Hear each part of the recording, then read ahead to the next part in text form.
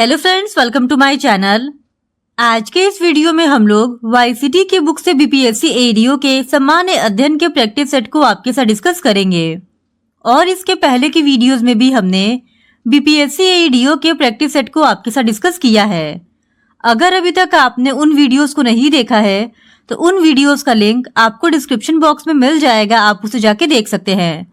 तो बिना देरी किए चलिए आज का ये वीडियो स्टार्ट करते हैं। तो इससे पहले की वीडियोस में हमने प्रैक्टिस सेट 6 तक के क्वेश्चंस को आपके साथ डिस्कस कर लिया था। आज के इस वीडियो में हम लोग प्रैक्टिस सेट 7 के क्वेश्चंस का डिस्कशन आपके साथ करेंगे। तो क्वेश्चन नंबर 1 है, बिहार विभूति ज्वेल ऑफ बिहार के नाम से किसे जाना जाता है? तो इस क्वेश्चन का सही जवाब है ऑप्शन ए, अनुग्रह नारायण सिन्हा को। डॉक्टर अनुग्रह नारायण सिन्हा को बिहार विभूति कहा जाता है और ये बेहतरीन वकील, राष्ट्रवादी राजनेता, शिक्षाविद और प्रशासक के रूप में जाने जाते हैं। ये चंपारण सत्याग्रह के दौरान गांधी जी के सहयोगी रहे थे और ये बिहार के पहले उप मुख्यमंत्री भी थे और इन्हें आधुनिक बिहार का निर्माता कहा जाता है। फिर क्वेश्चन नंबर 2, क्राउडिंग इफेक्ट एक ऐसी परिघटना है कि बाजार अर्थव्यवस्था क्षेत्र में सरकार की बढ़ती प्रभावित होने से उत्पन्न होता है। तो इस क्वेश्चन का सही जवाब हो जाएगा ऑप्शन डी, ए और बी। यानी कि क्राउडिंग इफेक्ट एक ऐसी परिघटना है जो तब उत्पन्न होती है जब बाजार अर्थव्यवस्था के एक क्षेत्र में सरकार की बढ़ती भागीदारी बाजार के बाकी हिस्सों को प्रभावित करती है और यह परिघटना या तो बाजार की पूर्ति पक्ष में या तो मांग पक्ष में उत्पन्न हो सकती है। यानी ऑप्शन डी इस क्वेश्चन का सही जवाब है, ए अथवा बी। फिर क्वेश्चन नंबर 3, निम्न में से कौन 1953 में राज्य पुनर्गठन आयोग के सदस्य थे? तो इस क्वेश्चन का सही जवाब हो जाएगा ऑप्शन डी, उपयुक्त में से एक से अधिक। प्रधानमंत्री जवाहरलाल नेहरू ने दिसंबर 1953 में फजल अली की अध्यक्षता में राज्य पुनर्गठन आयोग का गठन किया था और इसके सदस्यों में पंडित हृदयनाथ कुंजरू, सरदार के.एम. पडिक्कर थे, जबकि फजल अली इसके अध्यक्ष थे। फिर क्वेश्चन नंबर 4, इनमें से किसने कहा भारतीय न्यायपालिका विलासी मुकदमेबाजी से ग्रसित है? तो इस क्वेश्चन का सही जवाब हो जाएगा ऑप्शन सी, एन.वी. रमना ने।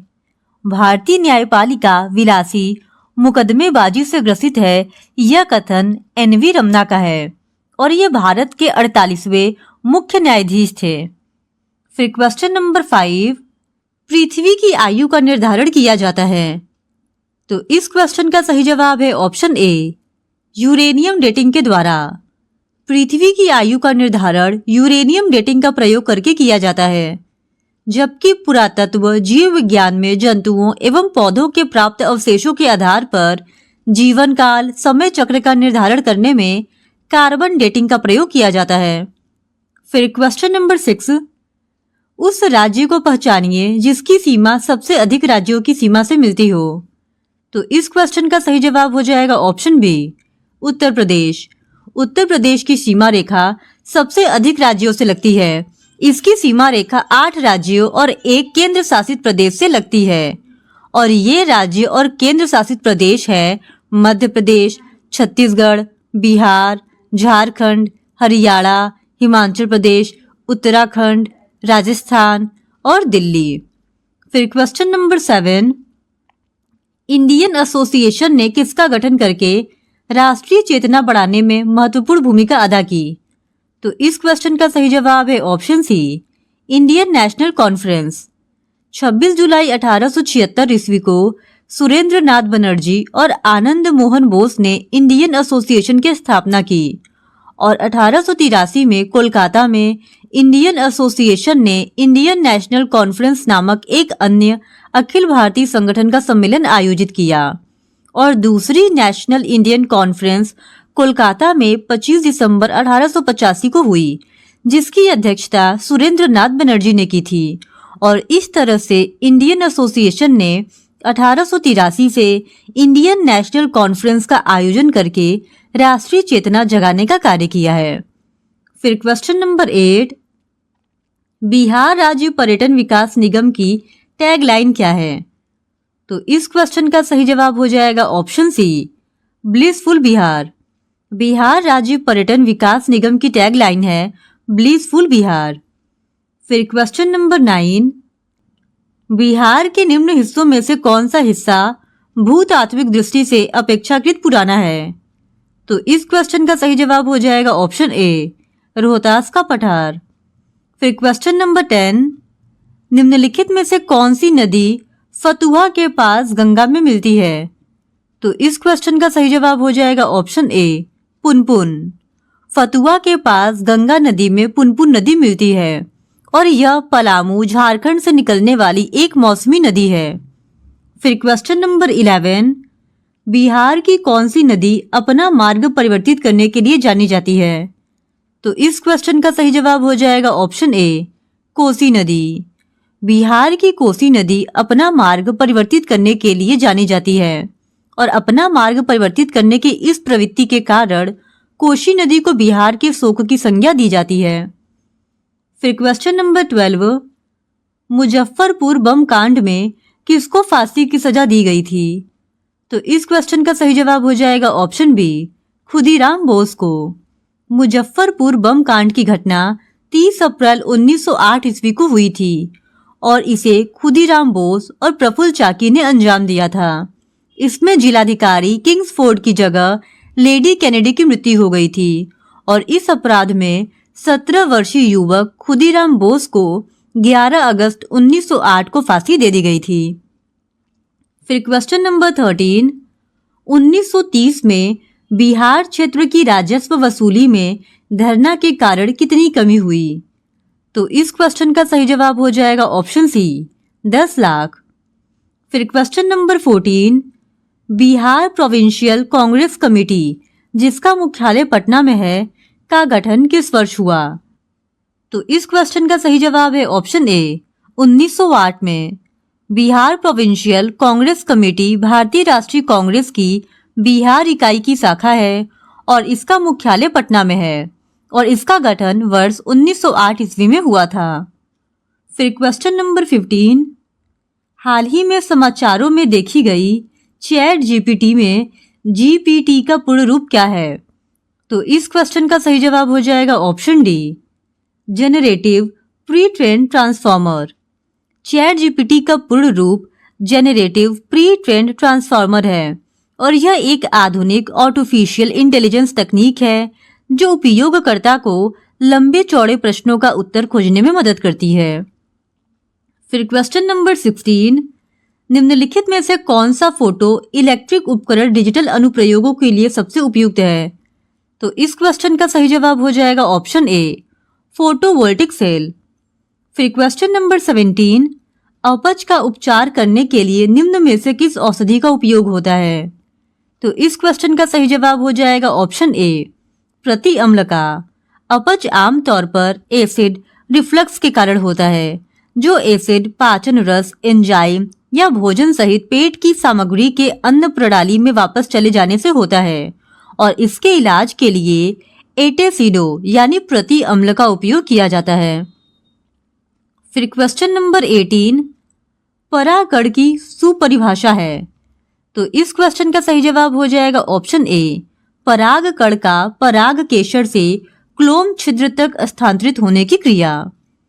फिर क्वेश्चन नंबर 19, प्रकाश संश्लेषण के दौरान हरे पौधे अवशोषित करते हैं।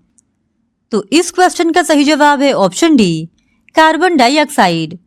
प्रकाश संश्लेषण के दौरान ऑक्सीजन गैस मुक्त होती है और यह एक ऐसी प्रक्रिया है जिसमें हरे पौधे सूर्य की प्रकाश की उपस्थिति में जल एवं कार्बन डाइऑक्साइड को अवशोषित करके कार्बोहाइड्रेट का निर्माण करते हैं और उप उत्पाद के रूप में ऑक्सीजन मुक्त करते हैं। फिर क्वेश्चन नंबर 20, रात के समय यह सलाह दी जाती है कि पेड़ पौधों के नीचे न सोए क्योंकि पेड़। तो इस क्वेश्चन का सही जवाब हो जाएगा ऑप्शन सी, कार्बन डाइऑक्साइड को मुक्त करते हैं। रात के समय पेड़ के नीचे न सोने की सलाह इसलिए दी जाती है क्योंकि रात में पेड़ कार्बन डाइऑक्साइड गैस का उत्सर्जन करते हैं जिससे दम घुटने का डर होता है। फिर क्वेश्चन नंबर 21, डैश फूल के प्रजनन तंत्र होते हैं। तो इस क्वेश्चन का सही जवाब है ऑप्शन बी, पुंकेसर और गर्भकेसर। पुष्प का नर अंग पुंकेसर कहलाता है और यह पराग कणों में पाया जाता है। और मादा अंग स्त्री केसर या गर्भ केसर कहलाता है और यह बीजांड में पाया जाता है। फिर क्वेश्चन नंबर 22, क्लोरोसिस उत्पन्न होता है जब पौधों में उगाया जाता है।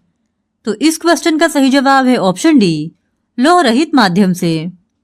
फिर क्वेश्चन नंबर 23, निम्नलिखित में से कौन सा क्लोरोफिल का घटक नहीं है। तो इस क्वेश्चन का सही जवाब हो जाएगा ऑप्शन ए, कैल्शियम। क्लोरोफिल को हिंदी में पर्ण रहित कहते हैं और इसमें कार्बन, ऑक्सीजन, नाइट्रोजन और मैग्नीशियम का मिश्रण पाया जाता है। कैल्शियम क्लोरोफिल का घटक नहीं है। फिर क्वेश्चन नंबर 24, फलियां अत्यधिक पौष्टिक होती हैं क्योंकि उनमें प्रचुर मात्रा में होती है। तो इस क्वेश्चन का सही जवाब हो जाएगा ऑप्शन बी, प्रोटीन। फिर क्वेश्चन नंबर 25, कार्बोहाइड्रेट के अपघटनोपरांत अंतिम रूप से क्या बनता है। तो इस क्वेश्चन का सही जवाब हो जाएगा ऑप्शन सी, ग्लूकोज। कार्बोहाइड्रेट ऊर्जा प्रदान करने वाले पदार्थों का वर्ग है और ये रासायनिक यौगिक होते हैं जिनमें कार्बन, हाइड्रोजन एवं ऑक्सीजन होते हैं। और कार्बोहाइड्रेट कार्बनिक यौगिक होते हैं जो कि अपघटन के बाद ग्लूकोज में परिवर्तित हो जाते हैं। फिर क्वेश्चन नंबर 26, विटामिन ए का सबसे अच्छा स्रोत है। तो इस क्वेश्चन का सही जवाब हो जाएगा ऑप्शन सी, गाजर। गाजर विटामिन ए का सबसे अच्छा स्रोत है। फिर क्वेश्चन नंबर 27, टूटी हुई हड्डियों की रक्षा के लिए प्लास्टर ऑफ पेरिस का प्रयोग होता है, यह है। तो इस क्वेश्चन का सही जवाब हो जाएगा ऑप्शन डी, जिप्सम। टूटी हुई हड्डियों की रक्षा करने के लिए प्लास्टर ऑफ पेरिस का प्रयोग किया जाता है और यह निर्जलित जिप्सम है जो प्राय श्वेत चूर्ण के रूप में मिलता है। फिर क्वेश्चन नंबर 28, साबुन उद्योग का उपजात क्या है। तो इस क्वेश्चन का सही जवाब हो जाएगा ऑप्शन सी, ग्लिसरॉल। साबुन उद्योग का उपजात ग्लिसरॉल होता है। फिर क्वेश्चन नंबर 29, पदार्थ के एक रूप का कोई निश्चित आकार नहीं होता है लेकिन इसका एक निश्चित आयतन होता है। पदार्थ के इस रूप का एक उदाहरण है। तो इस क्वेश्चन का सही जवाब हो जाएगा ऑप्शन सी, मिट्टी का तेल। मिट्टी के तेल का कोई निश्चित आकार नहीं होता है लेकिन इसका एक निश्चित आयतन होता है। फिर क्वेश्चन नंबर 30, अम्ल धातु कार्बोनेट से अभिक्रिया कर डैश गैस मुक्त करते हैं। तो इस क्वेश्चन का सही जवाब हो जाएगा ऑप्शन बी, CO2। अम्ल धातु कार्बोनेट से अभिक्रिया करके कार्बन डाइऑक्साइड मुक्त करते हैं। फिर क्वेश्चन नंबर 31, एक नाभिक की द्रव्यमान संख्या। तो इस क्वेश्चन का सही जवाब हो जाएगा ऑप्शन ए, न्यूट्रॉनों और प्रोटॉनों की संख्या का योग होती है। फिर क्वेश्चन नंबर 32, हीरे और ग्रेफाइट के बारे में निम्नलिखित में से कौन सा कथन सत्य है। तो इस क्वेश्चन का सही जवाब हो जाएगा ऑप्शन ई, उपयुक्त में से कोई नहीं, क्योंकि हीरा ताप और विद्युत का कुचालक होता है जबकि ग्रेफाइट विद्युत का सुचालक होता है। फिर क्वेश्चन नंबर 33, रेत और नेफ्थलीन के मिश्रण को किसके द्वारा अलग किया जा सकता है। तो इस क्वेश्चन का सही जवाब हो जाएगा ऑप्शन ए, ऊर्ध्वपातन यानी सब्लिमेशन के द्वारा। फिर क्वेश्चन नंबर 34, निम्नलिखित में से कौन सा कण आवेशित रहित है। तो इस क्वेश्चन का सही जवाब हो जाएगा ऑप्शन सी, न्यूट्रॉन। न्यूट्रॉन की खोज ब्रिटिश भौतिक वैज्ञानिक जेम्स चैडविक ने 1932 ईस्वी में की थी और न्यूट्रॉन एक आवेश रहित मूलभूत कण है जो परमाणु के नाभिक में प्रोटॉन के साथ पाया जाता है। फिर क्वेश्चन नंबर 35, मानव आंख में किसी वस्तु का प्रतिबिंब कहाँ पर बनता है। तो इस क्वेश्चन का सही जवाब हो जाएगा ऑप्शन ए, रेटिना पर। मानव आंख में किसी वस्तु का प्रतिबिंब रेटिना पर बनता है और मानव आंख के रेटिना पर बनने वाला प्रतिबिंब वास्तविक तथा उल्टा बनता है। फिर क्वेश्चन नंबर 36, प्रकाश की एक किरण दर्पण पर 30 डिग्री के कोण पर आपतित होती है। अभिलंब और परावर्तित किरण के बीच का कोण होता है। तो इस क्वेश्चन का सही जवाब हो जाएगा ऑप्शन ए, 30 डिग्री का। फिर क्वेश्चन नंबर 37, निम्नलिखित में से किसमें उच्चतम ऊर्जा होती है। तो इस क्वेश्चन का सही जवाब हो जाएगा ऑप्शन ए, नीला प्रकाश में। फिर क्वेश्चन नंबर 38, निम्नलिखित में से किस राशि का मात्रक नहीं है? तो इस क्वेश्चन का सही जवाब है ऑप्शन सी, विकृति का। विकृति का कोई मात्रक नहीं है। प्रतिबल का एसआई मात्रक न्यूटन पर मीटर स्क्वायर है, बल का एसआई मात्रक न्यूटन और दाब का एसआई मात्रक पास्कल होता है, जबकि विकृति का कोई मात्रक नहीं होता है। इस वजह से ऑप्शन सी इस क्वेश्चन का सही जवाब है। फिर क्वेश्चन नंबर 39, एंगस्ट्रॉम इकाई है। तो इस क्वेश्चन का सही जवाब है ऑप्शन ए, तरंग दैर्ध्य की। एंगस्ट्रॉम तरंग दैर्ध्य मापने की इकाई है। फिर क्वेश्चन नंबर 40, दाब की इकाई क्या है? तो इस क्वेश्चन का सही जवाब है ऑप्शन ए, न्यूटन प्रति वर्ग मीटर। फिर क्वेश्चन नंबर 41, देश में विभिन्न स्थलों या घटनाओं को देखने के लिए भारत में विदेशियों की यात्रा अर्थनैतिक दृष्टि से निम्नलिखित में से किसके समान मानी जाती है? तो इस क्वेश्चन का सही जवाब हो जाएगा ऑप्शन डी, निर्यात के। फिर क्वेश्चन नंबर 42, पंचवर्षीय योजना का अंतिम अनुमोदन करता है। तो इस क्वेश्चन का सही जवाब हो जाएगा ऑप्शन ए, राष्ट्रीय विकास परिषद। राष्ट्रीय विकास परिषद पंचवर्षीय योजना को अंतिम अनुमोदन प्रदान करता था और इसकी स्थापना 6 अगस्त 1952 ईस्वी को हुई थी और इसके सदस्य प्रधानमंत्री, कैबिनेट मंत्री और राज्यों के मुख्यमंत्री होते थे। फिर क्वेश्चन नंबर 43, योजना आयोग है एक। तो इस क्वेश्चन का सही जवाब है ऑप्शन सी, असंवैधानिक निकाय। योजना आयोग का निर्माण केंद्रीय मंत्रिमंडल की संस्तुति पर 1950 ईस्वी में हुआ था और यह एक गैर संवैधानिक निकाय था जिसके अध्यक्ष प्रधानमंत्री होते थे और 1 जनवरी 2015 से इसका स्थान नीति आयोग ने ले लिया है। फिर क्वेश्चन नंबर 44, भारत में योजना अवकाश की अवधि थी।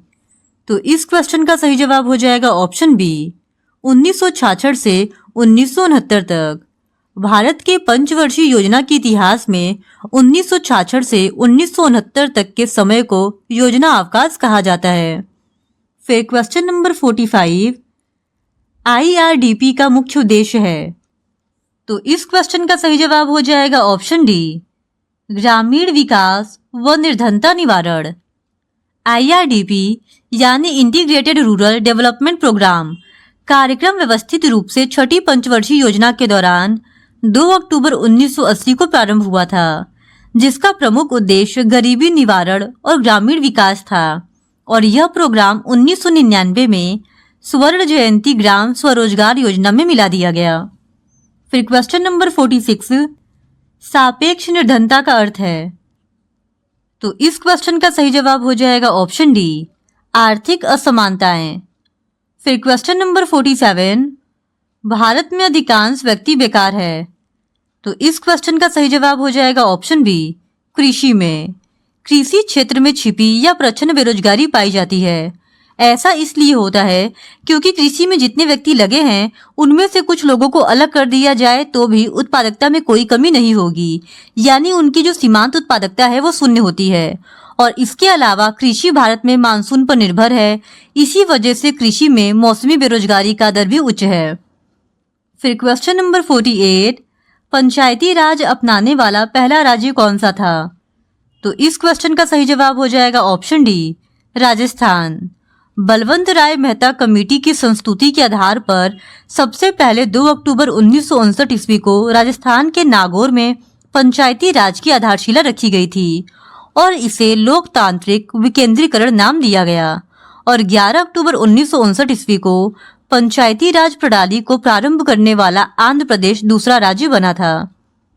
फिर क्वेश्चन नंबर 49, पंचायती राज विचारधारा की शुरुआत इनमें से किसने की? तो इस क्वेश्चन का सही जवाब है ऑप्शन बी, बलवंत राय मेहता ने। स्वतंत्रता पश्चात भारत में पंचायती राज की विचारधारा के औपचारिक प्रतिपादन का श्रेय बलवंत राय मेहता को जाता है। फिर क्वेश्चन नंबर 50, विकेंद्रीकरण प्रणाली की सिफारिश किसने की थी? तो इस क्वेश्चन का सही जवाब है ऑप्शन सी, बलवंत राय मेहता ने।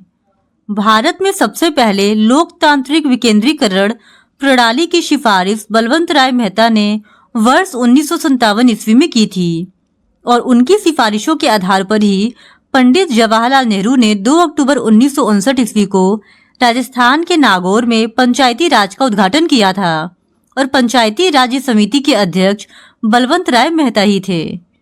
तो क्वेश्चन नंबर 51 है, लोकसभा में आंग्ल भारतीय समुदाय को मनोनीत करने की शक्ति किसके पास है? तो इस क्वेश्चन का सही जवाब हो जाएगा ऑप्शन बी, भारत के राष्ट्रपति के पास। लेकिन वर्तमान में 104 संवैधानिक संशोधन अधिनियम 2019 के द्वारा लोकसभा और राज्यों की विधानसभाओं में आंग्ल भारतीय समुदाय का मनोनयन समाप्त कर दिया गया है। फिर क्वेश्चन नंबर 52, भारत में कार्यपालिका अध्यक्ष कौन है? तो इस क्वेश्चन का सही जवाब है ऑप्शन ए, राष्ट्रपति। भारत में कार्यपालिका अध्यक्ष राष्ट्रपति होते हैं।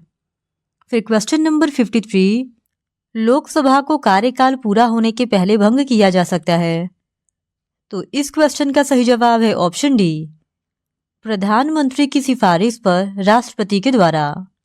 लोकसभा की अवधि तो 5 साल की होती है, लेकिन राष्ट्रपति इसे प्रधानमंत्री की सिफारिश पर इसके पूर्व भी विकृत कर सकता है। फिर क्वेश्चन नंबर 54, अध्यक्ष सदन के किसी भी सदस्य को बोलने से रोक सकता है और अन्य किसी सदस्य को बोलने दे सकता है, यह घटना कहलाती है। तो इस क्वेश्चन का सही जवाब हो जाएगा ऑप्शन सी, बैठ जाना। जब अध्यक्ष सदन के किसी सदस्य को बोलने से रोकता है और अन्य किसी सदस्य को बोलने देता है, तो यह घटना बैठ जाना कहलाती है।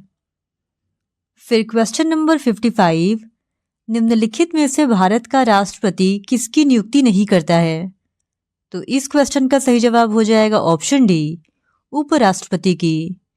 भारत के उपराष्ट्रपति की नियुक्ति एक अप्रत्यक्ष प्रक्रिया है। इसकी नियुक्ति राष्ट्रपति के द्वारा नहीं की जाती है। फिर क्वेश्चन नंबर 56, भारत के राष्ट्रपति का कार्यकाल सरकारी प्रणालियों के किस संयोजन की विशेषता नहीं है? तो इस क्वेश्चन का सही जवाब है ऑप्शन ए, अध्यक्षीय एवं गणतंत्रात्मक। भारत के द्वारा संसदीय लोकतंत्र को अपनाया गया है, जो ब्रिटिश मॉडल पर आधारित है, और इस कारण राष्ट्रपति संवैधानिक प्रमुख होता है, जबकि वास्तविक प्रमुख प्रधानमंत्री होता है। और अध्यक्षीय प्रणाली का संबंध भारत से नहीं होने के कारण भारत के राष्ट्रपति का कार्यालय अध्यक्षीय एवं गणतंत्रात्मक व्यवस्था के संयोजन से संबंधित नहीं है। फिर क्वेश्चन नंबर 57, भारत में यदि एक देश एक चुनाव लागू किया जाता है तो भारतीय संविधान के किस अनुच्छेद में संशोधन की आवश्यकता होगी? तो इस क्वेश्चन का सही जवाब हो जाएगा ऑप्शन ई, उपयुक्त में से एक से अधिक। यदि भारत में एक देश एक चुनाव लागू किया जाता है तो अनुच्छेद 83, अनुच्छेद 172 और अनुच्छेद 356 इन सब में संशोधन की आवश्यकता होगी। इस वजह से ऑप्शन ई, उपयुक्त में से एक से अधिक, इस क्वेश्चन का सही जवाब है। फिर क्वेश्चन नंबर 58, दोहरी नागरिकता लक्षण है। तो इस क्वेश्चन का सही जवाब हो जाएगा ऑप्शन बी, संघात्मक शासन का। दोहरी नागरिकता संघात्मक शासन का लक्षण है और अमेरिका एवं स्विट्जरलैंड इन दोनों ही देशों में इसे अपनाया गया है। फिर क्वेश्चन नंबर 59, जम्मू और कश्मीर राज्य के विभाजन के बाद बने किस केंद्र शासित प्रदेश की अपनी कोई विधायिका नहीं है? तो इस क्वेश्चन का सही जवाब हो जाएगा ऑप्शन सी, लद्दाख। जम्मू और कश्मीर राज्य विभाजन के बाद बने केंद्र शासित प्रदेश लद्दाख की अपनी कोई विधायिका नहीं है। फिर क्वेश्चन नंबर 60, निम्नलिखित में से किस क्षेत्र में ओजोन परत पाई जाती है? तो इस क्वेश्चन का सही जवाब हो जाएगा ऑप्शन सी, समताप मंडल में।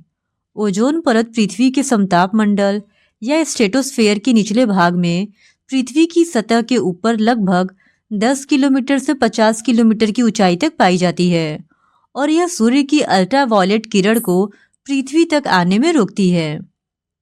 फिर क्वेश्चन नंबर 61, ग्रीन हाउस गैसों में मुख्य घटक होता है।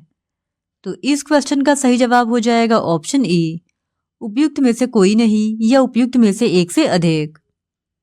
फिर क्वेश्चन नंबर 62, शैवाल और कवक के मिलने से लाइकेन बनता है, जिसे कहते हैं। तो इस क्वेश्चन का सही जवाब हो जाएगा ऑप्शन बी, म्यूचुअलिज्म।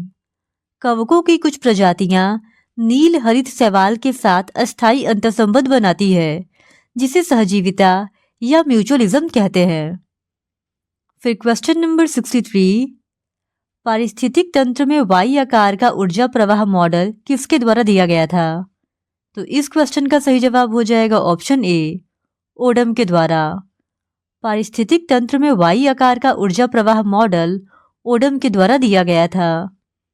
फिर क्वेश्चन नंबर 64, निम्नलिखित आंदोलनों में से किसका भारतवर्ष के अंतर्गत बहुउद्देशीय परियोजनाओं के विरुद्ध शुभारंभ किया गया था? तो इस क्वेश्चन का सही जवाब है ऑप्शन डी, उपयुक्त में से एक से अधिक। नर्मदा बचाओ आंदोलन, टिहरी बांध आंदोलन और चिपको आंदोलन भारतवर्ष के अंतर्गत बहुउद्देशीय परियोजनाओं के विरुद्ध प्रारंभ किए गए थे। फिर क्वेश्चन नंबर 65, मेथेमेग्लोबिनेमिया निम्नलिखित में से किससे दूषित पानी पीने के कारण होता है? तो इस क्वेश्चन का सही जवाब है ऑप्शन ए, नाइट्रेट। फिर क्वेश्चन नंबर 66, 2011 की जनगणना के अनुसार निम्नलिखित में से किस धार्मिक समूह में सर्वाधिक साक्षरता दर प्रतिशत दर्ज की गई है? तो इस क्वेश्चन का सही जवाब हो जाएगा ऑप्शन डी, जैन में। वर्ष 2011 की जनगणना के अनुसार जैन धार्मिक समूह में सर्वाधिक साक्षरता दर दर्ज की गई है, जो कि 94.9% थी। वही हिंदू साक्षरता दर 73.3% थी, ईसाई साक्षरता दर 84.5% थी और सिख साक्षरता दर 75.4% थी। फिर क्वेश्चन नंबर 67, 2011 की जनगणना के अनुसार भारत की कुल जनसंख्या में नगरीय जनसंख्या का प्रतिशत था लगभग। तो इस क्वेश्चन का सही जवाब है ऑप्शन बी, 31%। वर्ष 2011 की जनगणना के अनुसार देश की कुल जनसंख्या में नगरीय जनसंख्या 31.16% और ग्रामीण जनसंख्या 68.84% थी। फिर क्वेश्चन नंबर 68, भारत के राज्यों में से निम्नतम साक्षरता दर की दृष्टि से बिहार का स्थान है। तो इस क्वेश्चन का सही जवाब हो जाएगा ऑप्शन ए, पहला। भारत के राज्यों में से निम्नतम साक्षरता दर की दृष्टि से बिहार का स्थान नंबर 1 पर है। फिर क्वेश्चन नंबर 69, विश्व की सर्वाधिक लंबी पर्वत श्रृंखला है। तो इस क्वेश्चन का सही जवाब हो जाएगा ऑप्शन बी, एंडीज। विश्व की सर्वाधिक लंबी पर्वत श्रृंखला एंडीज है और यह दक्षिणी अमेरिका के पश्चिमी तट पर टिएरा डेल फ्यूगो से कोलंबिया तक विस्तृत है। फिर क्वेश्चन नंबर 70, निम्नलिखित में से कौन सा जोड़ बेमेल है? तो इस क्वेश्चन का सही जवाब हो जाएगा ऑप्शन ए, मसाई, मध्य पूर्वी अफ्रीका। ये जो जोड़ है वो बेमेल है क्योंकि पूर्वी अफ्रीका के उष्णकटिबंधीय घास प्रदेश में मसाई नामक पशुपालन जनजाति के लोग रहते हैं, ना कि मध्य पूर्वी अफ्रीका में। फिर क्वेश्चन नंबर 71, क्रॉल एक प्रकार की निर्मित संरचना है। तो इस क्वेश्चन का सही जवाब हो जाएगा ऑप्शन ए, दक्षिणी अफ्रीका की। क्रॉल अफ्रीकन जनजातियों द्वारा बनाया गया झोपड़ी नुमा घर होता है और सामान्यतः इसी तरह की संरचना मसाई जनजातियों के द्वारा भी बनाई जाती है। फिर क्वेश्चन नंबर 72, इराक का सबसे बड़ा अल्पसंख्यक समुदाय है। तो इस क्वेश्चन का सही जवाब हो जाएगा ऑप्शन डी, कुर्द। इराक का सबसे बड़ा अल्पसंख्यक समुदाय कुर्द समुदाय है। फिर क्वेश्चन नंबर 73, भारतीय उपमहाद्वीप में लोहे का प्रयोग कब शुरू हुआ? तो इस क्वेश्चन का सही जवाब हो जाएगा ऑप्शन ई, उपयुक्त में से कोई नहीं।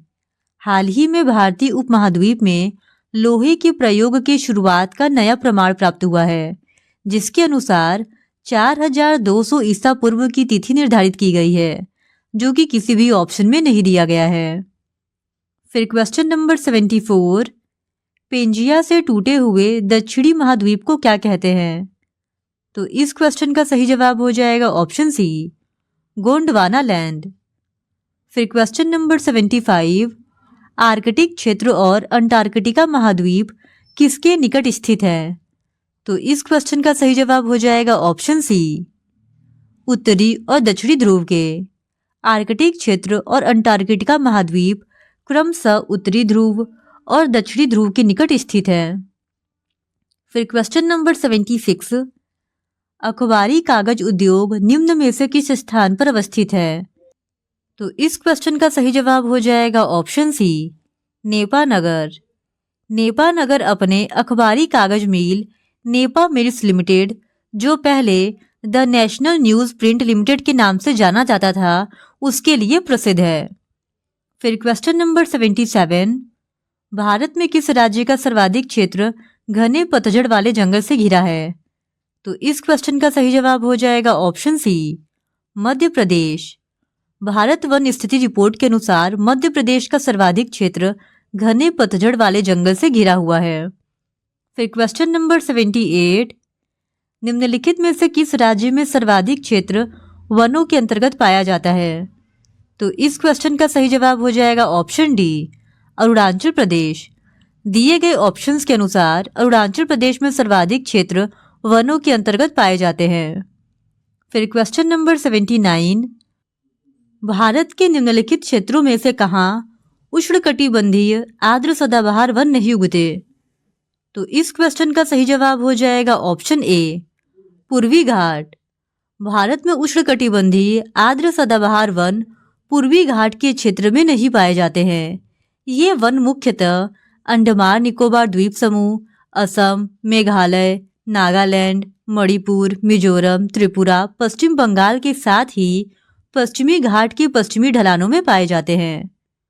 फिर क्वेश्चन नंबर 80, मालनाड क्षेत्र का संबंध निम्नलिखित में से भारत के किस पठार से है? तो इस क्वेश्चन का सही जवाब है ऑप्शन सी, कर्नाटक का पठार। मालनाड क्षेत्र का संबंध भारत के कर्नाटक के पठार से है और यह पठार धारवाड़ पर्वतीय प्रणाली की ज्वालामुखी चट्टानों और ग्रेनाइट से मिलकर बनी हुई है। फिर क्वेश्चन नंबर 81, मगध एवं अंग का मैदान किसके हिस्से हैं? तो इस क्वेश्चन का सही जवाब हो जाएगा ऑप्शन बी, मध्य गंगा का मैदान। फिर क्वेश्चन नंबर 82, ऐतिहासिक दक्षिणा पथ नामक क्षेत्र का विस्तार है। तो इस क्वेश्चन का सही जवाब हो जाएगा ऑप्शन डी, उपयुक्त में से एक से अधिक। भारतीय इतिहास में दक्षिणा पथ क्षेत्र के तहत विंध्य पर्वत श्रेणी से कृष्णा नदी एवं कावेरी नदी तक के क्षेत्रफल को शामिल किया जाता है और इसमें सतपुड़ा से नीलगिरी पर्वत श्रेणी का क्षेत्र भी शामिल है।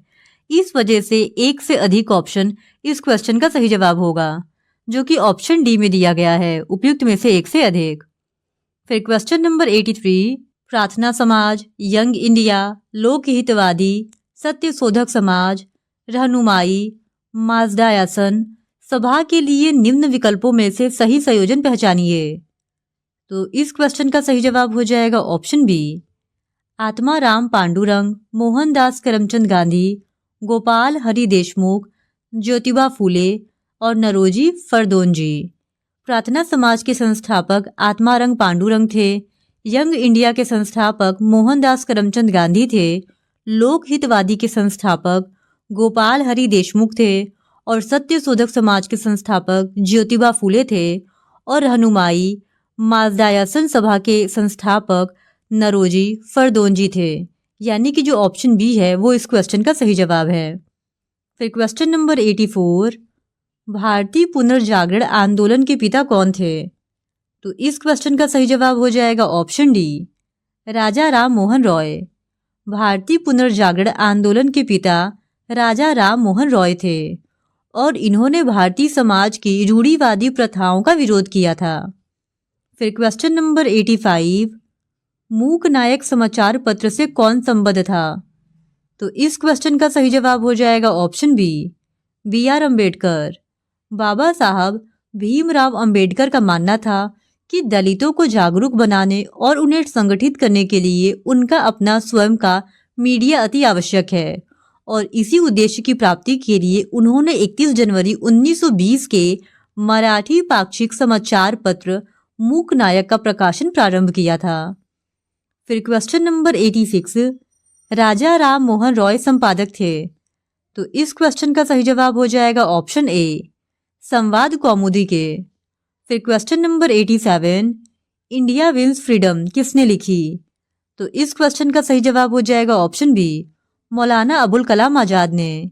India Wins freedom Maulana Abul Kalam Azad की रचना है। फिर क्वेश्चन नंबर 88, निम्नलिखित में से कौन सा कथन सही है?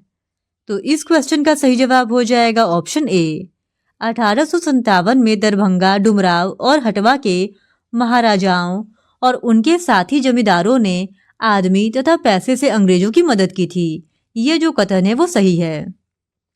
फिर क्वेश्चन नंबर 89, जगदीशपुर के किस व्यक्ति ने 1857 ईस्वी के विप्लव में क्रांतिकारियों का नेतृत्व किया था?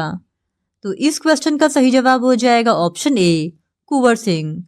1857 के विद्रोह में बिहार के जगदीशपुर से क्रांति का नेतृत्व कुंवर सिंह ने किया था।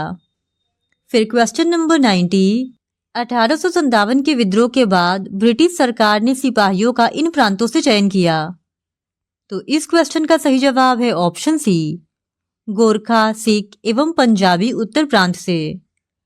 1857 के विद्रोह के बाद ब्रिटिश सरकार उत्तर प्रदेश, बिहार आदि राज्यों से आए हुए उच्च वर्ण के सैनिकों को संदेह की दृष्टि से देखने लगे, क्योंकि 1857 के विद्रोह में इन सैनिकों ने बहुत अहम भूमिका निभाई थी और इसी कारण 1857 के विद्रोह के बाद सरकार ने यह निर्णय लिया कि उत्तर प्रांतों से गोरखा, सिख एवं पंजाब क्षेत्र के सैनिकों की भर्तियां की जाए, क्योंकि इन क्षेत्र के सैनिकों ने 1857 के विद्रोह को दबाने में बहुत ही अहम भूमिका निभाई थी। फिर क्वेश्चन नंबर 91, बिहार प्रोविंशियल किसान सभा का गठन कब हुआ?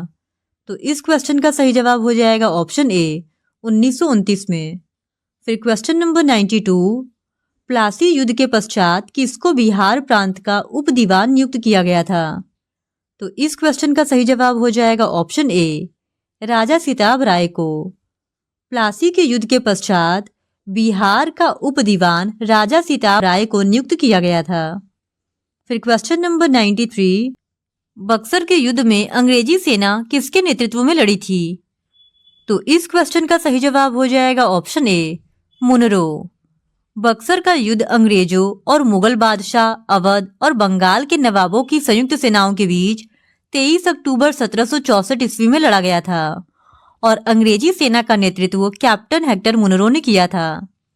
फिर क्वेश्चन नंबर 94, नूह सिपीहर की काव्य रचना मुख्य रूप से किस ऐतिहासिक व्यक्ति पर केंद्रित है? तो इस क्वेश्चन का सही जवाब हो जाएगा ऑप्शन ए, मुबारक शाह खिलजी पर।